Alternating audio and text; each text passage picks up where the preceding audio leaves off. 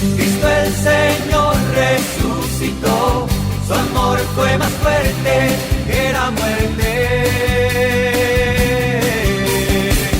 Cristo el Señor resucitó. Palabra y adoración, un espacio para que escuches la voz de Jesús. La voz de Jesús. Aleluya, aleluya, aleluya al Señor.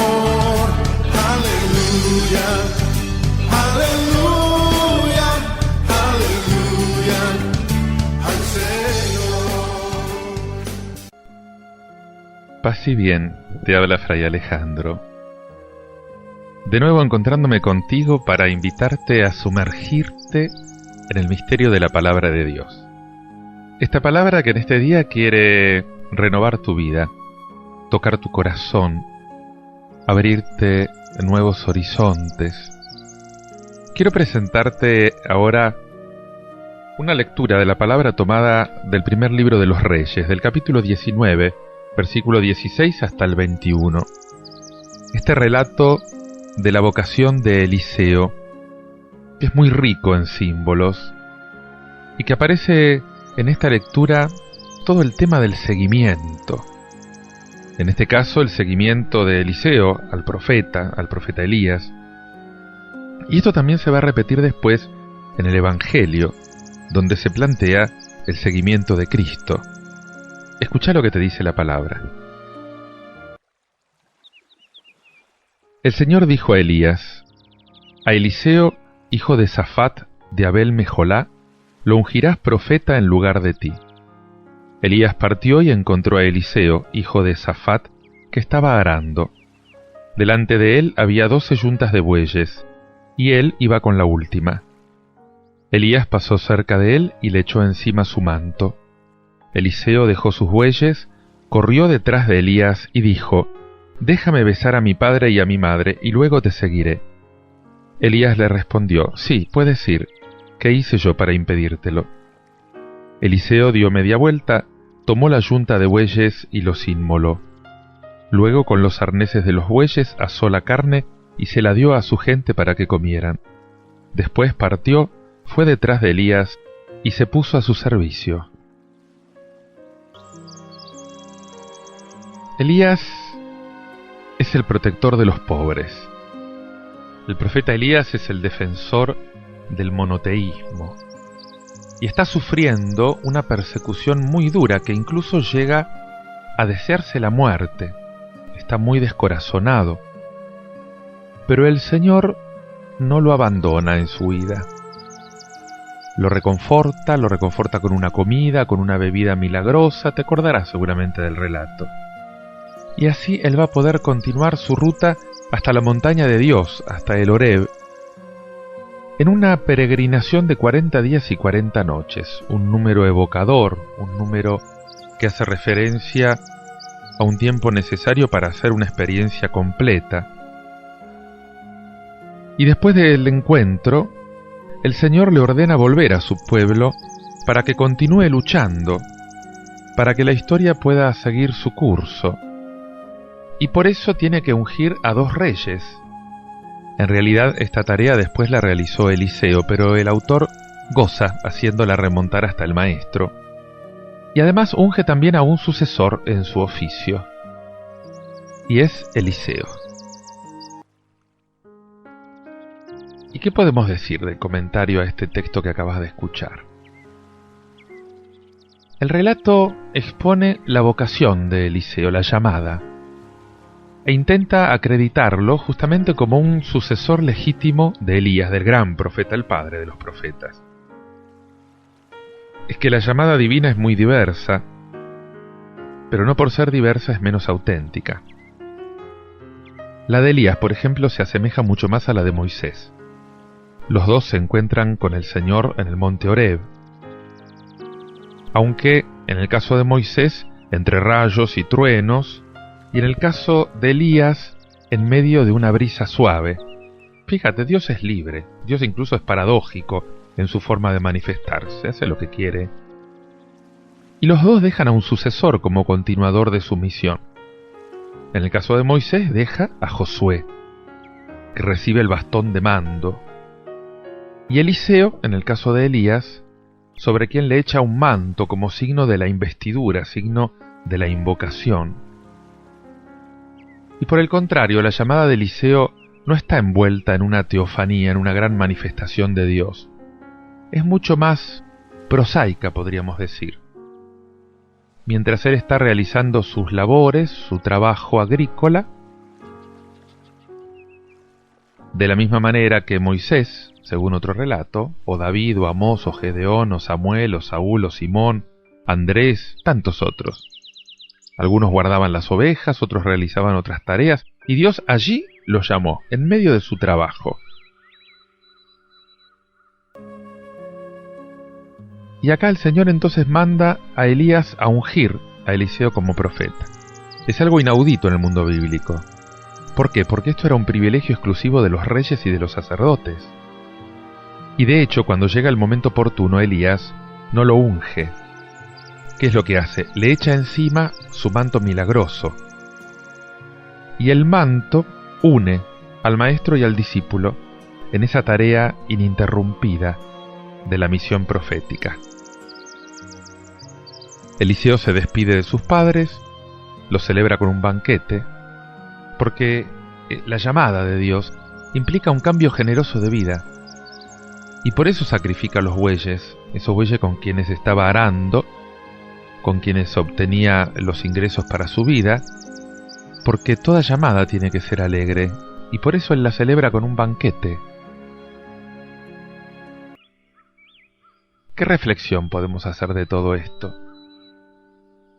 Elías no impide a Eliseo decir adiós a sus padres. A lo mejor basados en una lectura superficial del texto evangélico de hoy, muchos le dieron una interpretación errónea de la llamada al ministerio profético o al ministerio evangélico. Ser llamado no puede equivaler a dejar de lado a los padres o a los hermanos para servir a una institución religiosa. No es esto. La llamada profética es dura, implica aguante, implica incomodidades, pero más que un desgarro familiar, tiene que ser una ruptura con un status quo profesional. Acá Eliseo mata a los bueyes, quema los aperos y come con alegría en medio de los suyos. No puede volver atrás, no puede volver a trabajar en el campo. El discípulo de Jesús va a tener que renunciar a toda seguridad, a cargos, a poderes, a insignias, a influencias, a la autocomplacencia. ¿No resulta irónico que entre los discípulos de Jesús se pretenda establecer grados, por ejemplo? ¿No habría que ponerse colorado viendo que de repente muchos clérigos orientan su vida esperando algo, un ascenso, cosas por el estilo? ¿Y qué podemos decir de los que más que atender al pueblo de Dios solamente viven pendientes de caer bien para ser atendidos? Dulzura con los suyos, radicalidad y actitud sin componendas con la profesionalización. Esta es justamente la dificultad de toda llamada.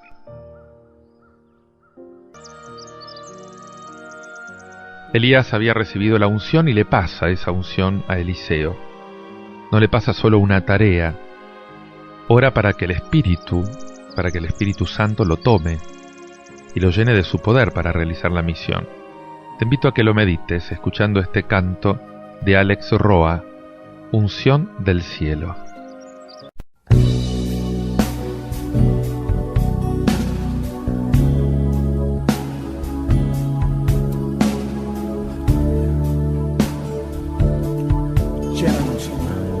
Llénanos, unción del cielo, que pudre el yugo, unción del cielo, que me libera,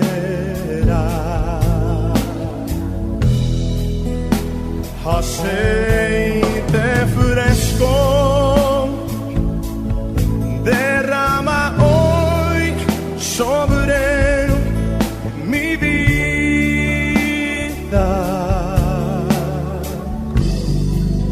Mis fuerzas aumentan al recibir hoy esa fresca unción. Todos juntos. He preparado un aposento, he construido una habitación, he dispuesto un lugar secreto para que llegues y que me llenes con tu fresca unción. Una vez más, he preparado un aposento, he construido una habitación, he dispuesto un lugar secreto para que llegues y que me llene tu fresca unción.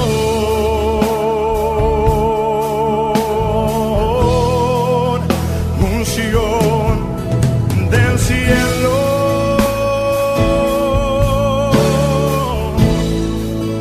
que pudre el yugo.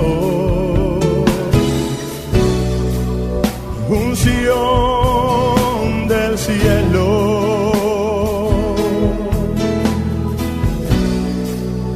que me libera. Derrama de tu aceite, Señor. Aceite fresco, derrama hoy sobre mi vida.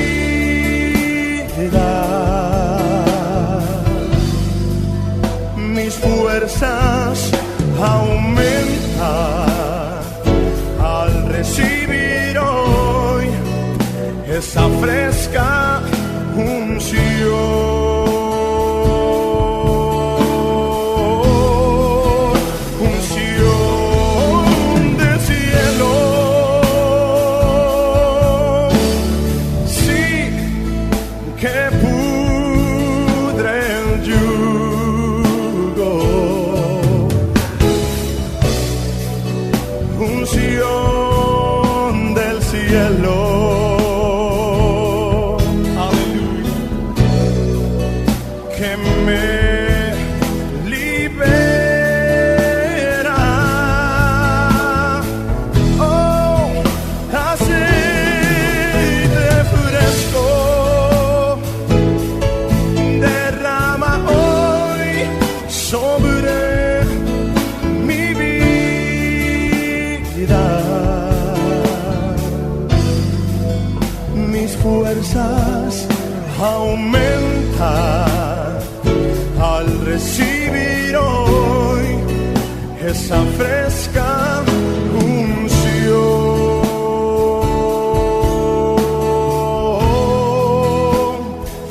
Esa fresca unción. Aleluya. Ese río fresco nos llena. Esa preciosa unción nos inunda en esta noche. Aleluya. Tu fresca unción. Gracias, Señor. Gracias, Señor. Aleluya. Gracias, Señor. Gracias, Señor. Adóralo, hermano. Gracias por tu unción, Señor. Gracias por tu unción. Te invito a que hagas oración conmigo con el Salmo 15, repitiendo esta antífona. Señor, tú eres la parte de mi herencia. Protégeme, Dios mío, porque me refugio en ti. Yo digo al Señor, Señor, tú eres mi bien. El Señor es la parte de mi herencia y mi cáliz. Tú decides mi suerte. Señor, tú eres la parte de mi herencia. Bendeciré al Señor que me aconseja. Hasta de noche me instruye mi conciencia. Tengo siempre presente al Señor. Él está a mi lado, nunca vacilaré. Señor, tú eres la parte de mi herencia. Por eso mi corazón se alegra, se regocijan mis entrañas, y todo mi ser descansa seguro, porque no me entregarás a la muerte, ni dejarás que tu amigo vea el sepulcro. Señor, tú eres la parte de mi herencia. Me harás conocer el camino de la vida, saciándome de gozo en tu presencia, de felicidad eterna a tu derecha. Señor, tú eres la parte de mi herencia. Quiero repetir a menudo, Señor, este salmo que expresa tan bien las delicias de la vida religiosa, esa felicidad infinita de pertenecerte totalmente, Señor. Quiero darle una parte importante en mis oraciones a la acción de gracias. Parece que mis oraciones tienen que dividirse en 4 partes: adoración, acción de gracias, actos de contrición, súplicas. Y la primera cosa que tengo que hacer, Señor, al ponerme a tus pies, es adorarte. Actos de adoración, actos de amor, actos de alabanza. La segunda es agradecerte, porque tus favores, Señor, sobrepasan mis ofensas por número y tiempo. Yo no te ofendo continuamente, ni desde mi nacimiento, pero vos me haces el bien continuamente, y desde mi nacimiento, Señor. Y la tercera parte es pedirte perdón, perdón por el pasado, perdón por el presente, perdón por mí mismo, por los demás. Lamentablemente, Señor, ¿cuántas veces tengo que pedirte perdón? Y después tengo que pedir por mí, tengo que pedir por los demás, por mis parientes, por aquellos que están a mi cargo, por la iglesia, por todos los seres humanos. Pedir todas las gracias necesarias, Señor. Y agradecerte. Agradecerte mucho, agradecerte por todo lo que he recibido, por el bautismo, por la primera comunión, por la conversión, por la vida presente. Y agradeciendo puedo recordar otras palabras de este salmo. El Señor hizo conocer de una manera admirable sus voluntades sobre sus fieles. Ellos pecaron mucho, pero luego corrieron por el camino del bien. Qué maravillosamente verdaderas son estas palabras, Señor. Fui empujado, fui conducido por ti hasta aquí, Señor. Con los ojos cerrados, por así decir, solo te pido, Señor, que las últimas palabras también sean verdaderas y que después de haber pecado tanto, pueda correr por el camino del bien hacia ti, Señor.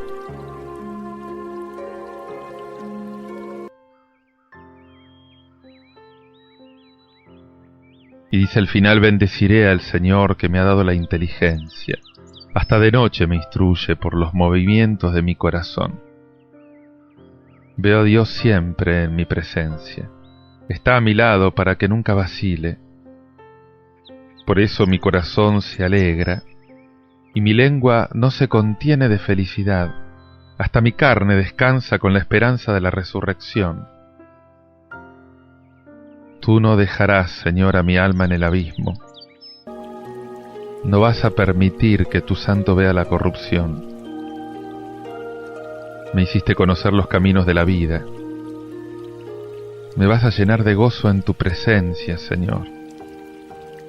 Me vas a hacer gustar a tu derecha una felicidad sin fin. Te bendeciré, Señor, a ti que me has dado el entendimiento. Los que viven por ti y al mismo tiempo para ti. Qué felicidad la nuestra, Señor. Gracias. Gracias, gracias sin medida, Señor. Dios mío, tú eres mi herencia. Qué bienaventurada es mi parte, Señor.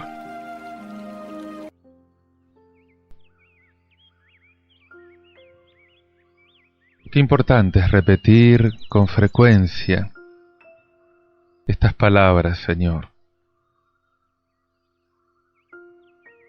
porque expresa también las delicias de la vida religiosa. Y quiero dar una parte importante, Señor, en mis oraciones a la acción de gracias. Parece que la oración tiene que dividirse en adoración, en acción de gracias, en actos de contrición, en súplicas. Porque la primera cosa que tengo que hacer al ponerme a tus pies es adorarte. Son actos de adoración, de amor, de alabanza. Y la segunda es agradecerte, porque tus favores sobrepasan mis ofensas. Porque yo no te ofendo continuamente, ni tampoco desde mi nacimiento. En cambio tú, continuamente, Señor, me estás bendiciendo. Desde mi nacimiento me estás bendiciendo. Pero además, Señor, tengo que pedirte perdón. Perdón por el pasado, por el presente, por mí y por los demás. Lamentablemente, ¿cuántas veces tengo que pedirte perdón, Señor? Por mí y por otros. Pero también te tengo que pedir, tengo que interceder. Por la Iglesia, por los seres humanos, por los que están a mi cargo. Tantas gracias necesarias, Señor. Quiero agradecer bien, quiero agradecer mucho todo lo que recibí. El bautismo, la primera comunión, la conversión, la vida religiosa, mi vida presente, el futuro que me tenés preparado. Y agradeciendo, Señor, puedo recordar otras palabras del Salmo, que dice: el Señor hizo conocer de una manera admirable su voluntad a sus fieles. Ellos pecaron mucho, pero luego corrieron por el camino del bien. Señor, yo también quiero correr por el camino del bien. Quiero correr por tu camino, Señor. Quiero caminar por tu senda, Señor. Y dice el Salmo: bendeciré al Señor, que me ha dado la inteligencia. Hasta de noche me instruye internamente, por los movimientos de mi corazón. Veo a Dios siempre en mi presencia. Está a mi lado para que nunca vacile. Por eso mi corazón se alegra, por eso mi lengua no se contiene de felicidad. Hasta mi carne descansa con la esperanza de la resurrección. No dejarás mi alma en el abismo. No permitirás que tu santo vea la corrupción. Me has hecho conocer los caminos de la vida. Me llenarás de gozo en tu presencia, Señor. Me vas a hacer gustar a tu derecha una felicidad sin fin. Yo te bendeciré, Señor, a ti que me has dado el entendimiento. Dios mío, cuántas bendiciones te debo. A ti que por pura bondad me has hecho comprender la nada del mundo, la verdad de tu religión, el único verdadero camino que existe para amarte con todo el corazón, para vivir solo para ti. Lo único necesario que es escuchar tu palabra y mirarte. Me diste inteligencia de la vida que consiste en vivir solo para ti. El conocimiento de mi fin, que es glorificarte tanto como sea posible en este mundo y también en el otro. conocer mi felicidad, que es amarte con todas las fuerzas y solamente por ti.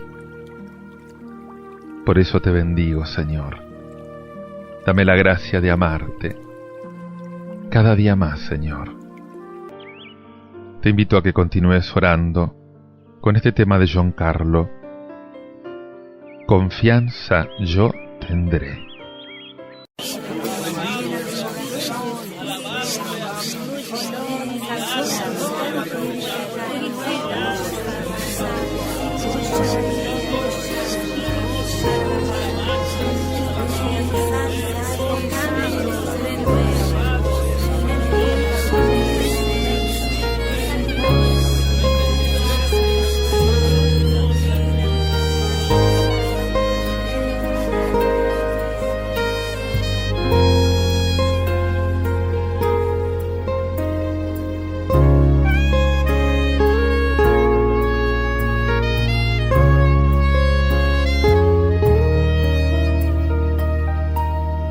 El Señor es mi luz y mi salvación. A nada yo temeré. Amparo de mi vida es el Señor. ¿A quién debo entregar mi corazón? El Señor es mi luz y mi salvación. A nada yo temeré. Amparo de mi vida es el Señor. ¿A quién debo entregar mi corazón? Confianza yo tendré, mi armadura cargaré. Si contra mí se levanta una guerra, yo venceré. Confianza yo tendré, mi armadura cargaré. Si contra mí se levanta una guerra, yo venceré. Oh, yo venceré.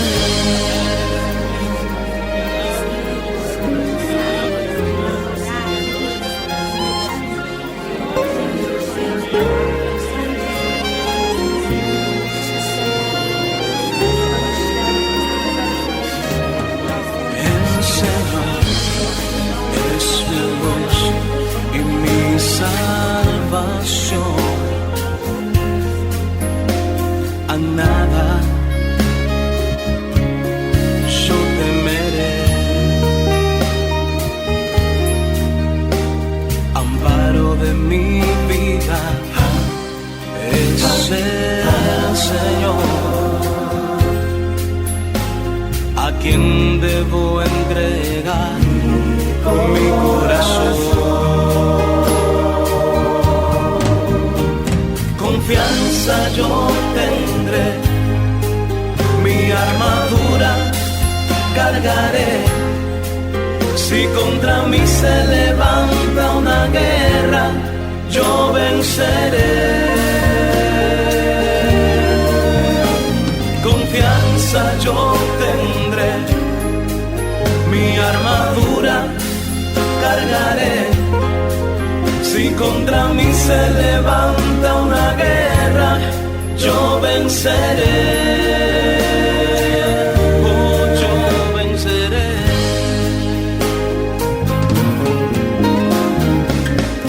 Bajo tus alas yo me esconderé y a tu diestra, Jesús, siempre yo estaré.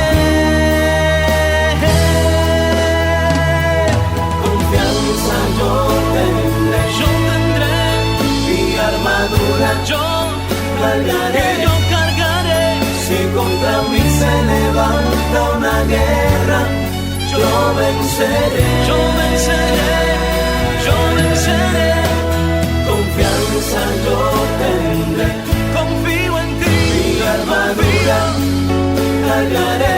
eres mi fuerza. Si contra mí se levanta una guerra, yo venceré. Yo venceré, yo venceré. Confianza yo tendré, Eres grande, mi armadura poderoso, cargaré. eres fuerte. Si contra mí se levanta una guerra, yo venceré. Oh Señor, no hay nadie Confianza yo tendré, como tú, mi armadura como tú. cargaré. Eres mi Si fuerza y contra mi mí se roca. levanta una guerra, yo venceré. Oh, yo venceré.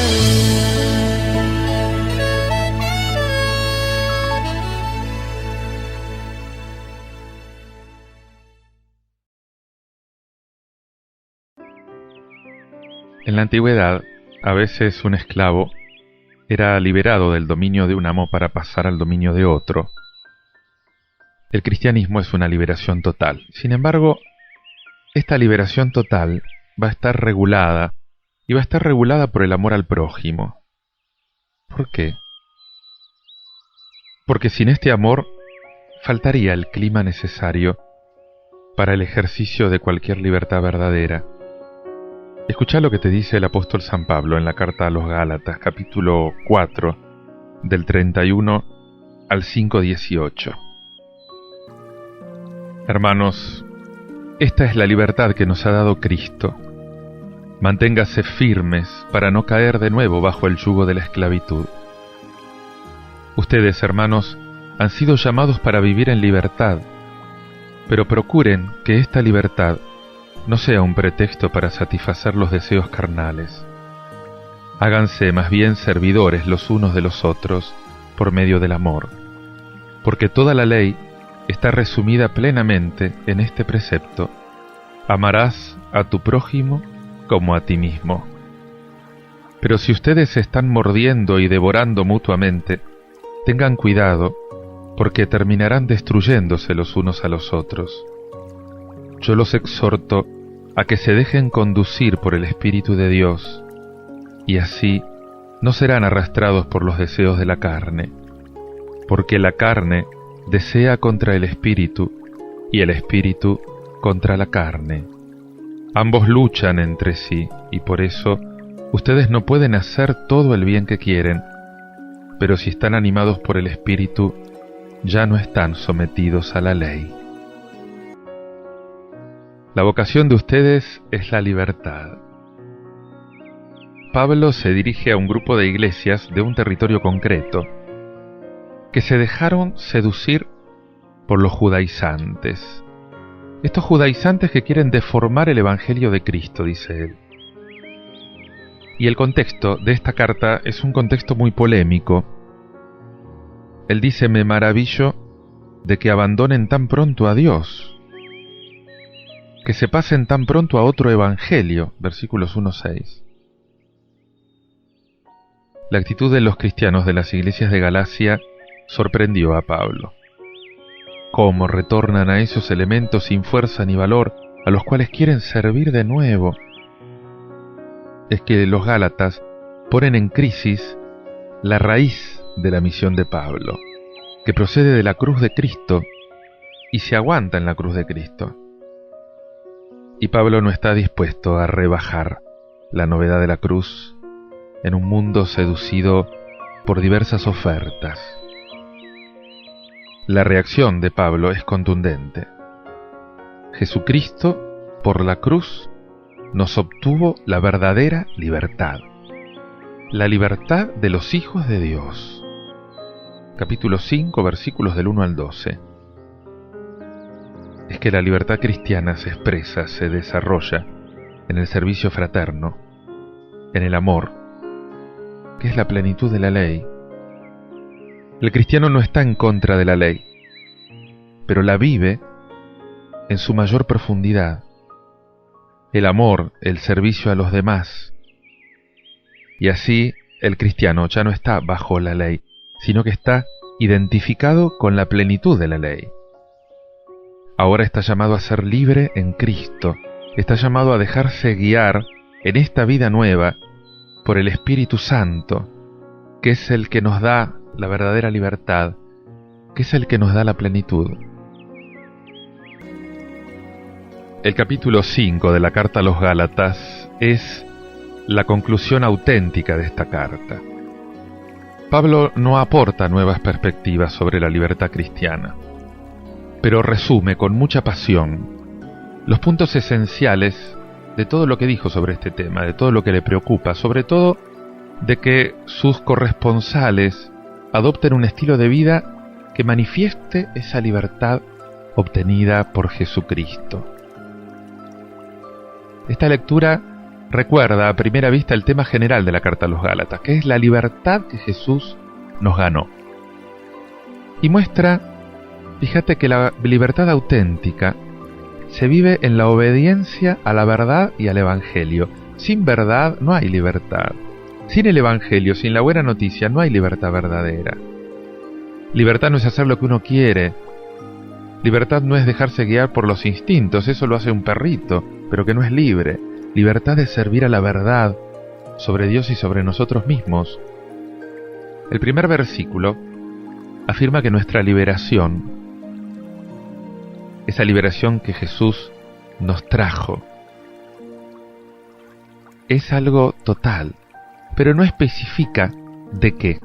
No especifica de qué manera hemos sido liberados, porque para saberlo hay que volver a los capítulos primeros de la carta.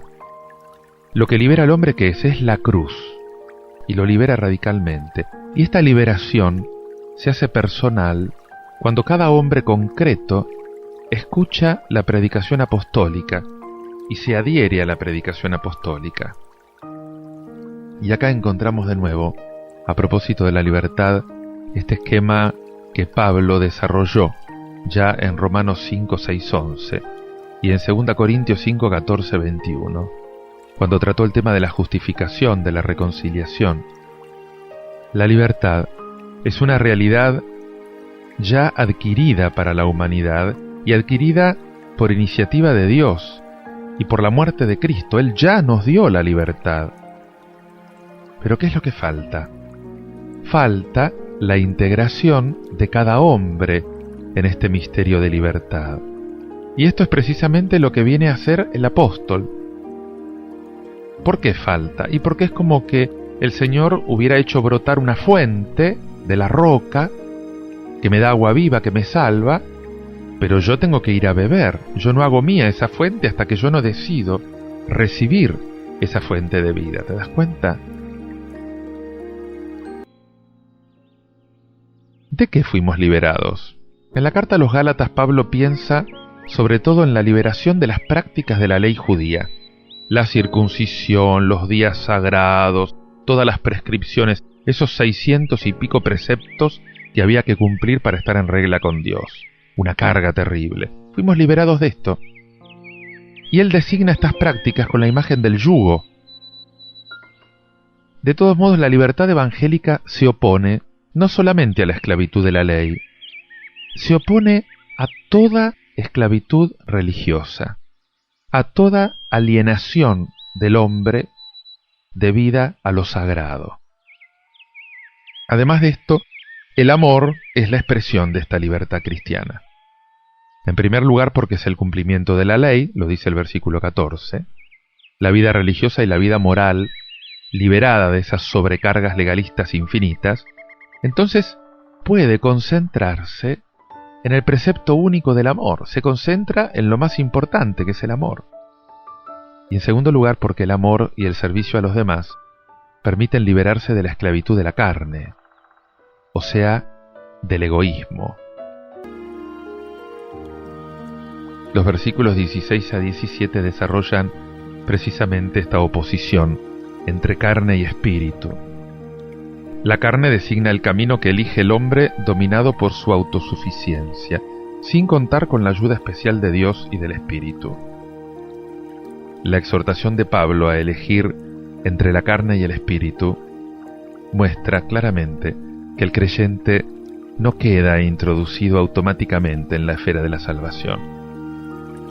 No es menos carnal que el incrédulo, pero el espíritu de libertad se le ofrece como una posibilidad concreta de victoria sobre sí mismo.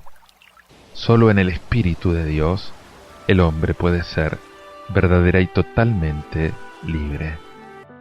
Te invito a que medites en todo esto escuchando este tema musical, Fuego de Dios.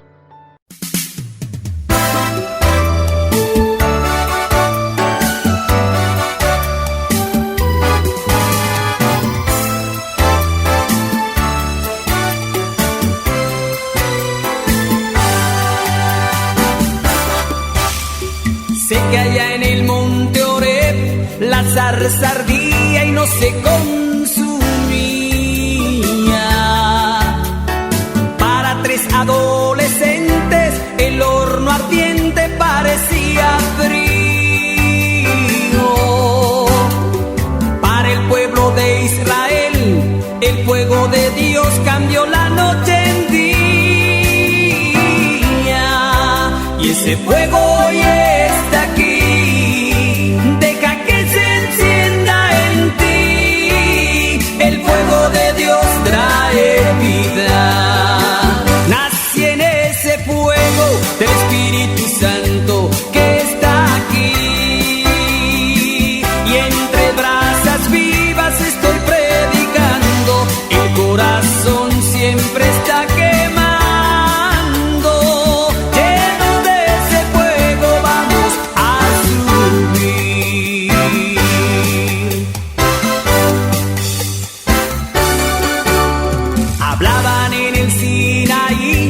Dios y Moisés y su rostro brillaba. El brillo de la gloria de Dios al pueblo asustó y del se apartaba. Cuando a Israel habló, su rostro cubrió, así no escapaban.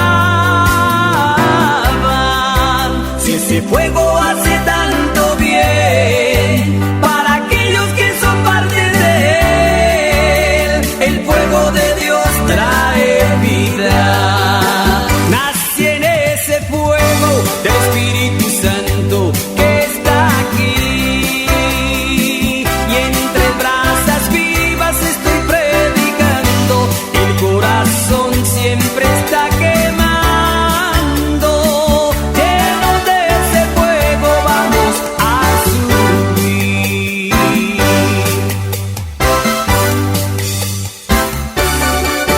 Este fuego quemó la leña, también las piedras consumió el agua. En Sodoma ese fuego cayó, cuando Lot salió quemó la ciudad. Este fuego puede ser amigo, también enemigo, depende cómo estás. Si quieres con Cristo morar, pide a ese fuego te venga a quemar. El fuego de Dios trae vida. Nací en ese fuego del Espíritu Santo que está aquí. Y entre brasas vivas estoy predicando. El corazón siempre está quemando. Lleno de ese fuego vamos a subir.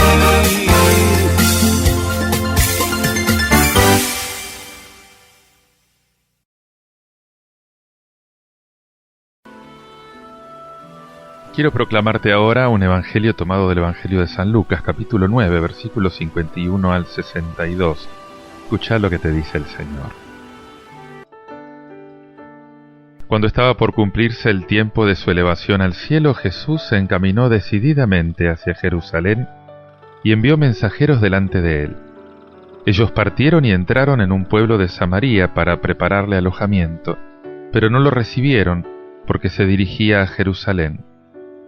Cuando sus discípulos Santiago y Juan vieron esto, le dijeron: «Señor, ¿quieres que mandemos caer fuego del cielo para consumirlos?». Pero él se dio vuelta y los reprendió, y se fueron a otro pueblo. Mientras iban caminando, alguien le dijo a Jesús: «Te seguiré a donde vayas». Y Jesús le respondió: «Los zorros tienen sus cuevas y las aves del cielo sus nidos, pero el Hijo del Hombre no tiene dónde reclinar la cabeza». Y dijo a otro: «Sígueme». Y él respondió: «Señor, permíteme que vaya primero a enterrar a mi padre». Pero Jesús le respondió: «Deja que los muertos entierren a sus muertos. Tú ve a anunciar el reino de Dios». Otro le dijo: «Te seguiré, Señor, pero permíteme antes despedirme de los míos». Y Jesús le respondió: «El que ha puesto la mano en el arado y mira hacia atrás, no sirve para el reino de Dios». Jesús tomó la decisión de ir a Jerusalén. En este texto iniciamos el camino de Jesús hacia Jerusalén con sus discípulos. Es la sección más larga, más reelaborada del tercer evangelio. Lucas presenta a Jesús educando a sus discípulos de camino con ellos. El camino hacia el Padre, el camino de la Iglesia hacia el reino. El que quiera conocer a Jesús, el que se admira, se siente atraído por lo que Él hace, por lo que Él dice, es invitado a seguirlo, es invitado a hacerse camino con Él, a estar dispuesto a compartir su estilo de vida, renunciando gratuitamente a las propias prioridades y aceptando libremente arriesgarlo todo en este seguimiento. A lo largo de este camino, tenemos que reconocer que Dios nos visita y nos salva en Jesús. El Evangelio que acabas de escuchar contiene 2 escenas: la introducción al relato del camino a Jerusalén y después 3 máximas dirigidas a 3, podríamos decir, aprendices de discípulos. La primera destaca esa decisión firme de Jesús. Es voluntad de Dios, por eso es irrevocable. A pesar de las dificultades posibles, que no es la primera vez que surgen, Jesús rechaza la eliminación de sus enemigos como Elías. Es un nuevo Elías, pero no va a destruir a los profetas de Baal. Después de reprender a Santiago y a Juan, que querían empezar por la fuerza, que querían pedir fuego del cielo para la oposición, Jesús les propone hacer el camino juntos. ¿Para qué? Para que aprendan cuál es su decisión. La segunda escena muestra la disponibilidad radical del discípulo. El reino de Dios es prioritario, no puede esperar. El primer aprendiz aprende que ser discípulo es algo que va en serio. Por lo tanto, tiene que estar siempre dispuesto a caminar con los demás, sin una residencia fija, sin estabilidad alguna, sin aburguesamiento, porque incluso los animales viven mejor. ¿Por qué? Porque disfrutan de cierta estabilidad. El segundo discípulo aprende que los deberes como hijo pueden ser un obstáculo en la radicalidad y en la urgencia de esa opción por Jesús. O sea, no cabe ninguna indecisión. Y el tercer aprendiz aprende que seguir a Jesús implica dedicación exclusiva, superando incluso los lazos familiares. El destino personal está marcado por la construcción del reino. Por lo tanto, hacer juntos el camino de Jesús implica no buscar ninguna seguridad, no poner ningún obstáculo, aunque sea sentimental, ni mirar lo que dejamos, por importante que parezca, sino mirar tan solo a Jesús, que es el que abre el camino. Empezamos esta etapa tan importante en el Evangelio de San Lucas, el camino que Jesús emprende hacia Jerusalén, acompañado por sus discípulos.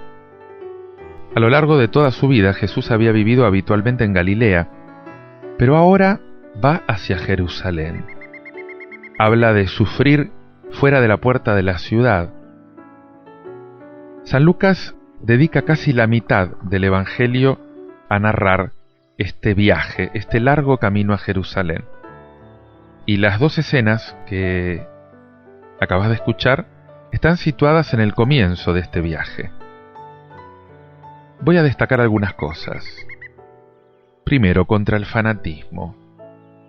Hay que recordar que el país de Jesús estaba dividido en 3 regiones. Al norte, Galilea; al sur, Judea, con la capital en Jerusalén; y en el centro, Samaria. Para ir de Galilea a Judea había que pasar por Samaria. Y a causa de una serie de circunstancias históricas, los samaritanos eran rivales de los judíos. Por eso no recibieron a Jesús, por eso no recibieron a sus discípulos. Precisamente porque iban camino a Jerusalén. Aunque la hospitalidad era una costumbre muy apreciada en los países de Oriente. Entonces, Santiago y Juan, que tenía que ser personas seguramente de un carácter muy temperamental, muy fuerte, eran llamados hijos del trueno, reaccionan de un modo muy violento y un poco ingenuo. Señor, ¿querés que mandemos caer fuego del cielo que acabe con ellos? Pero Jesús se dio vuelta y los reprendió. ¿Por qué los apóstoles adoptaron semejante actitud tan agresiva? Porque ellos sabían quién era Jesús. Y les dolía que los samaritanos no lo reconocieran y no lo recibieran. Y como no lo logran a las buenas, proponen lograrlo a las malas. Se muestran fanáticos. ¿Cuántas reacciones de este tipo también encontramos a lo largo de la historia? ¿Qué es un fanático? Fanático es aquel que para defender sus ideas, que muchas veces pueden ser buenas, recurre a la fuerza. ¿Cuándo es que uno se vuelve fanático? Cuando valora más las ideas propias que las personas humanas. Y Jesús los reprendió. Jesús no quiere de ningún modo que sus discípulos se vuelvan fanáticos. Y más adelante vamos a comprobar cómo reprendió también a Pedro, que lo quería defender, acordate, con una espada en el huerto de Getsemaní cuando lo vinieron a apresar. Dice, no, espada, no, fuerza, no, violencia, no. Nosotros tenemos que tener cuidado, porque a veces se da un fanatismo escondido. Hay quien reacciona muy violentamente, aunque solo sea de palabra, cuando se atacan valores que para nosotros son fundamentales, por ejemplo. Atención, porque con violencia, aunque solo sea verbal, tampoco conseguimos nada.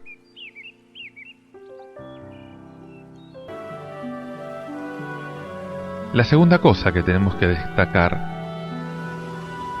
sigue a continuación una escena muy bonita preparada por lo que explicaba la primera lectura, cuando Eliseo era llamado para seguir a Elías.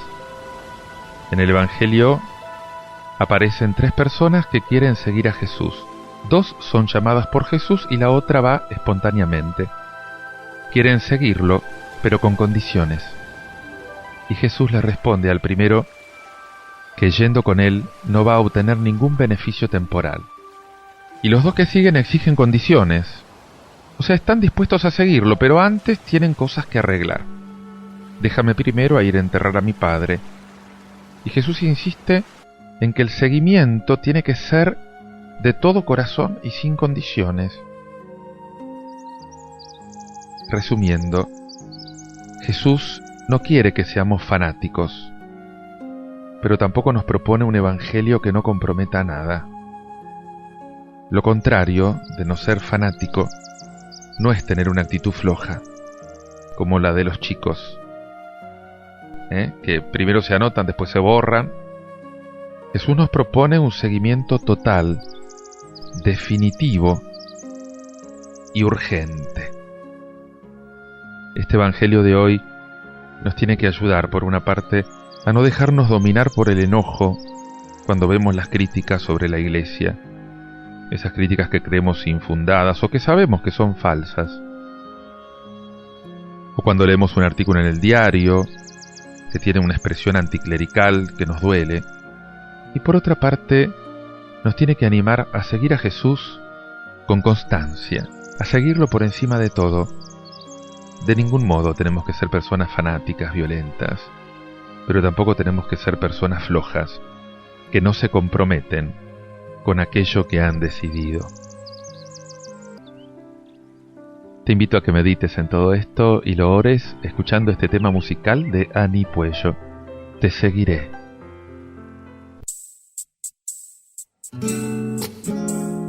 Te seguiré si me guías tú en claridad o en sombras. Doquiera que vayas te seguiré.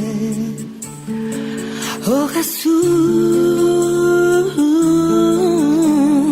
no importa que el camino sea largo, estrecho y pesado, si tú vas conmigo, no temeré, te seguiré. No importa que el mundo me ofrezca sus muchos placeres, oh, yo voy de tu mano y tan solo a ti quiero verte. Te seguiré en lo oscuro y en la luz. Si a mi lado estás, ya nada me atormenta. Te seguiré, de escuchar al que me provoque a dejarte a ti. Si tú conmigo has de ir, yo fiel te de seguir.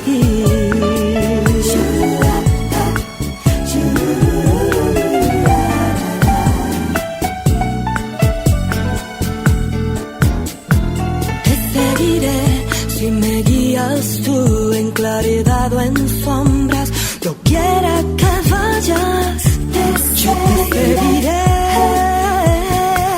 Oh Jesús, mi Jesús, no importa que el camino sea largo, estrecho y pesado, pero si tú vas conmigo, no temeré, te seguiré. No importa que el mundo me ofrezca sus muchos placeres, yo voy de tu mano y tan solo a ti quiero verte. Te seguiré en lo oscuro y en la luz. Si a mi lado estás, ya nada me atormenta. Te seguiré, escuchar al que me provoque a dejarte a ti. Si tú conmigo has de ir, yo fiel te de seguir.